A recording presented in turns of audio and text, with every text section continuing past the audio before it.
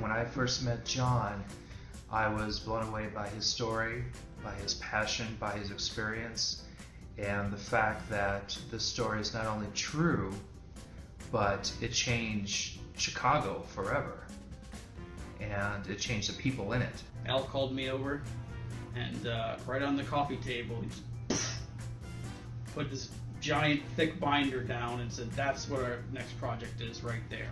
And I opened it, and then here it is, page after page.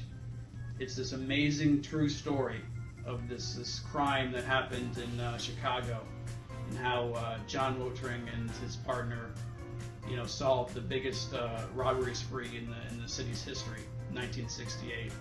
Hello, my name is John J. Wotring III. I was born and raised in the city of Chicago. I didn't become an adult until July 11th, 1966, when I was sworn in at the Chicago Police Academy. After graduating from the police academy, I was assigned to one of the nicer districts in the city of Chicago, 16th district, known as Jefferson Park. I really didn't want to go there. I wanted to go where the action was, but it worked out.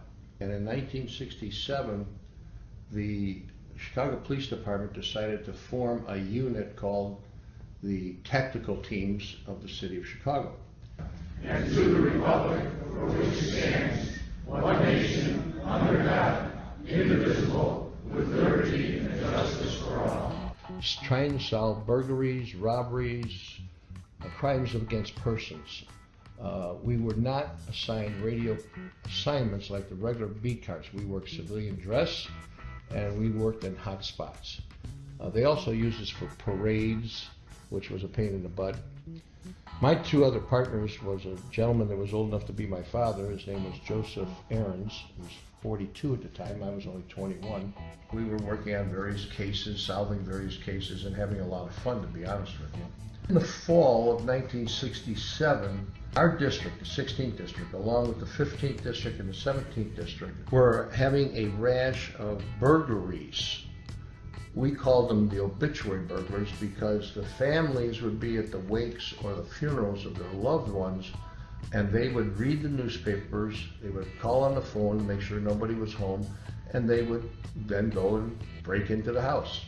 And going through that whole emotional process, and to come home and find your stuff ransacked and completely your whole life turned upside down, that's got the whole city to band together and go after these guys. State of the ties and the families that were robbed during this period, and the hurt and emotional traumas that occurred, and the growth that was sustained from the officers, and learning through different techniques and tactics to catch the burglars. We worked on this case trying all different manners of devices, schemes to try and solve the case. We even set up a fake funeral. Didn't work. The city was in an uproar, especially on the northwest side. The politicians were catching havoc from the constituents. The mayor was catching havoc from all kinds of people, and he was very upset with it as well. There was a nightclub in our district. It was a great nightclub called the Bitter End. It was located on Melrose and Central, if you have any knowledge of the city of Chicago. This nightclub had live music. It was not a restaurant, it was strictly a nightclub and a bar. The clientele of that place was about 90% Italian. And one of the Italians that was sitting at the bar when Joe and I went in there one night, and we sat next to him, was a burglar at that time, who later became a well-known gangster. And I had asked him, help us out. We got to solve this case. You know who's doing this. And he told me, he says, kid, if I knew who was doing these burglaries, I would tell you. I says, why is that? He's, because it's really a disgrace to my profession, but more importantly, we don't rob from the dead. It's just something that we just don't do.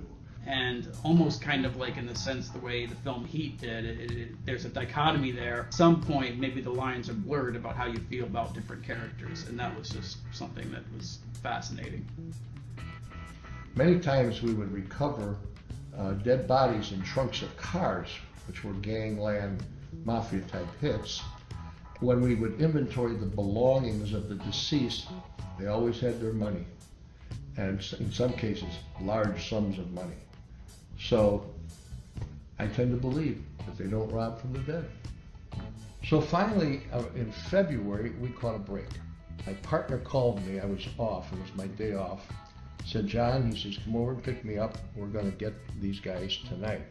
We were going to a house that was owned by John and Mary McCann. And the reason this was very unique and very confident that we were gonna solve that case was their youngest son, Jimmy McCann, was a Lance Corporal in the Marines, and he was killed February 3rd in Vietnam.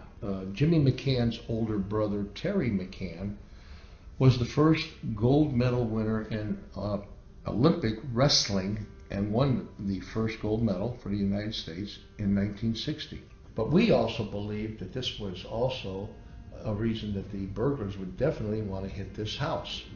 So Joe and I positioned ourselves inside the house. We didn't even have a squad car because we drove my own personal car, so it would blend in with the rest of the cars in the neighborhood.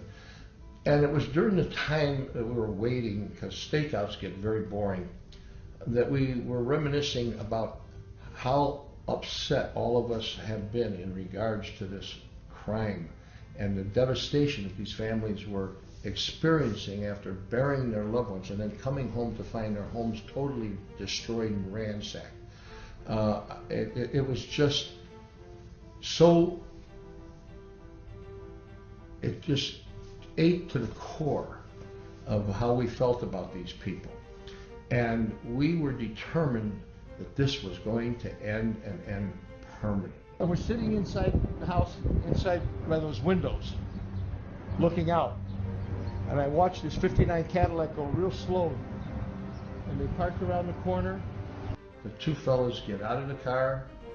They come walking down the street. When they were doing that, Joe went to the back bedroom of the house by the back door, and I stayed in the front living room by the front door. They got out, they walked down the street here, and they were looking at the house. The next thing I know, I hear glass breaking, and later to realize it was the storm door on the back door that led into an unheated back porch, where he then entered. And as he entered into the house itself through the inner door, that led to the kitchen or the back bedroom, and that's where Joe was standing. And there was a confrontation, and Joe wound up shooting him once, striking him in the neck, severing his spinal cord, and he fell back and landed on the outside banister outside the back porch.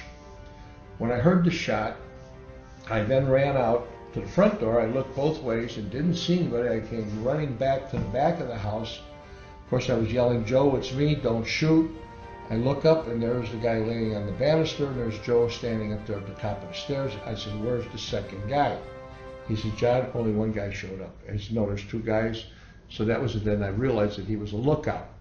So I took my flashlight and my gun, and I went looking for him while Joe called the police at PO 51313, because back in those days, there was no 911. We did not have walkie-talkie radios. They didn't exist. And we certainly didn't have vests. So there I am, running all over the streets in the snow, trying to find the missing burglar. Unfortunately, we never did catch the second fellow. But we did solve the case, and we put an end to the obituary burglars in the city of Chicago. John and his tactical team that was assigned to all of this, they really helped to basically bring the city together in a kind of roundabout way. And they, the mob would pop up, everybody would pop up together, and everybody wanted these guys taken down. Well, the writing process of The Bitter End was really wonderful. It was a very give and take process because it was different for me because we had John there to just give us feedback, throughout the process, especially after we had a first draft. He definitely brought us into that world, the sites, the locations, what these scenes meant to him because he was there living and breathing them. I remain standing for the national anthem.